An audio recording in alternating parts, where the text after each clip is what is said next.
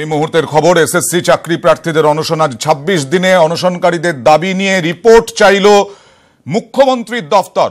অনশনকারীদের দাবি নিয়ে রিপোর্ট চাইল মুখ্যমন্ত্রীর দফতর। অনশনে রিপোর্ট চাইল স্কুল সার্ভিস কমিশনের রিপোর্ট তলব স্কুল শিক্ষা দফতরেরও। আমরা কথা বলবো আমাদের প্রতিনিধি সোমরাজ বন্দ্যোপাধ্যায়ের সঙ্গে। সোমরাজ, কি খবর রয়েছে?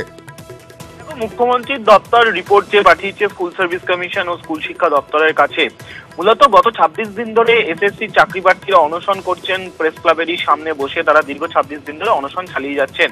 তাদের যে দাবি দাওয়া নিয়ে তারা যে অনশন চালিয়ে যাচ্ছেন, যে দাবি দাওয়া নিয়ে ইতিমধ্যেই গত সপ্তাহে শিক্ষামন্ত্রী পার্থ চট্টোপাধ্যায় সাংবাদিক সম্মেলন করেছিলেন, সেই দাবি দাওয়ার প্রেক্ষিতে স্কুল সার্ভিস কমিশন ও স্কুল শিক্ষা দপ্তরের অবস্থান কি রয়েছে তাই জানতে চাইছে মুখ্যমন্ত্রীর দপ্তর, যেটা আমরা স্কুল শিক্ষা দপ্তর সূত্রে জানতে পারছি। মুখ্যমন্ত্রীর দপ্তর থেকে বলা হয়েছে যেন আজই রিপোর্ট পাঠানো হয় এবং সেই রিপোর্টে যে দাবি করছেন এসএসসি চাকরি প্রার্থীরা, সেই দাবির প্রেক্ষিতে স্কুল সার্ভিস কমিশন এবং স্কুল শিক্ষা দপ্তরের তরফে কি বক্তব্য উঠে আসছে বা তারাই বা বিষয়টা নিয়ে কি বিবেচনা করেছেন সেটিও যেন পাঠানো হয়, সেই আর্জিও রাখা হয়েছে স্কুল শিক্ষা দপ্তর ও স্কুল সার্ভিস কমিশনকে। মুখ্যমন্ত্রীর দপ্তর থেকে রিপোর্ট চাওয়ার পরপরই জরুরি ভিত্তিতে স্কুল শিক্ষা দপ্তরের প্রধান সচিবের নেতৃত্বে ইতিমধ্যেই বৈঠক শুরু হয়েছে, যেখানে স্কুল সার্ভিস কমিশনের চেয়ারম্যানও রয়েছেন।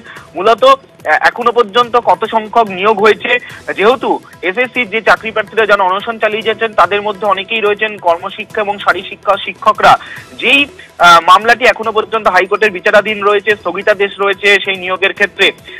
তাই পুরো বিষয় নিয়েই এখন পর্যালোচনা চলছে। স্কুল শিক্ষা দপ্তরের আধিকারিকরা তারা পর্যালোচনা করছেন এবং তারপরেই মুখ্যমন্ত্রী দপ্তরে রিপোর্ট পাঠাবেন বলে জানা যাচ্ছে। ধন্যবাদ সোমরাজ।